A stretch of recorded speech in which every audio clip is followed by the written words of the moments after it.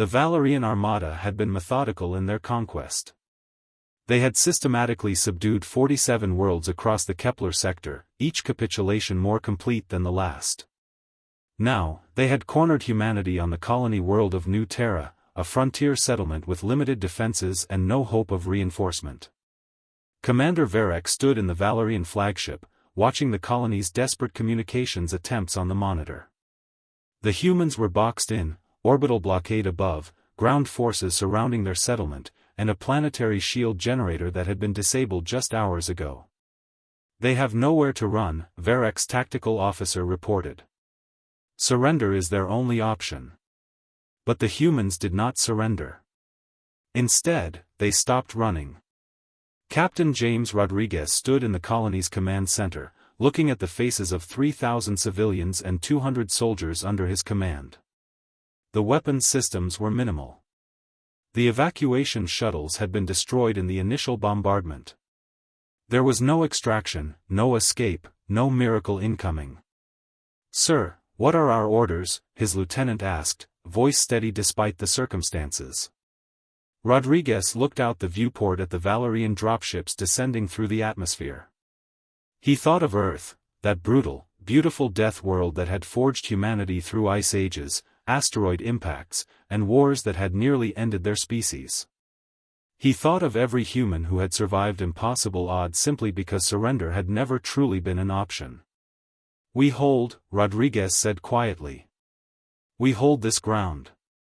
The Valorians descended expecting slaughter, quick, efficient, and conclusive. Instead, they encountered something they had never faced before, a species that fought with the desperation of beings who had nothing left to lose and everything to prove. The humans fought through the streets with improvised weapons and sheer determination. They barricaded themselves in buildings, forcing the Valorians into close-quarters combat where superior numbers could not be effectively deployed. They used every trick learned from a world of predators and disasters, guerrilla tactics, psychological warfare, and an almost supernatural ability to endure pain and injury that would have broken lesser species. The Valerian commander watched in disbelief as casualty reports streamed in. His forces, equipped with advanced armor and weapons, were taking losses at a rate of 5-1.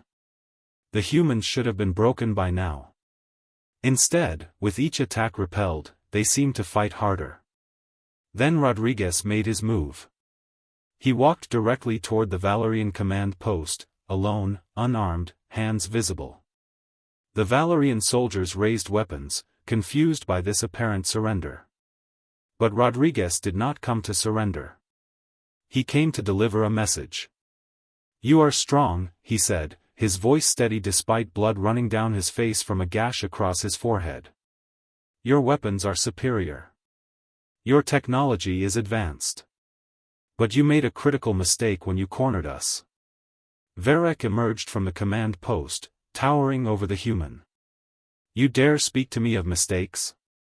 When you corner a Deathworlder," Rodriguez continued, "you remove their only rational option. Escape. Retreat. Surrender becomes meaningless when you offer only death regardless. So we chose to fight. And a species that has survived extinction events, natural disasters, and self-destruction does not break easily when fighting for survival." Rodriguez gestured to the battlefield around them. "You can destroy this colony. You can destroy every human here. But I promise you this, we will make the cost so high that every other world in this sector will hear of it. They will hear that the humans of New Terra fought to the last. That they took down 10 Valerian soldiers for every one of us.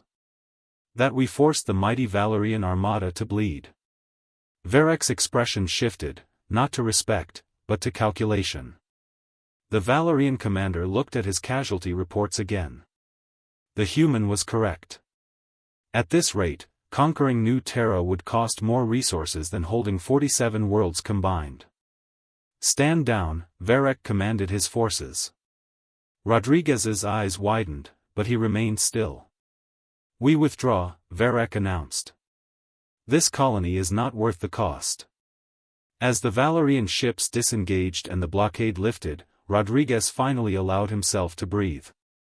The humans had not won through superior strength or technology. They had won by understanding something the galaxy had forgotten, that cornering a creature born from a death world does not create a victim. It creates an existential threat.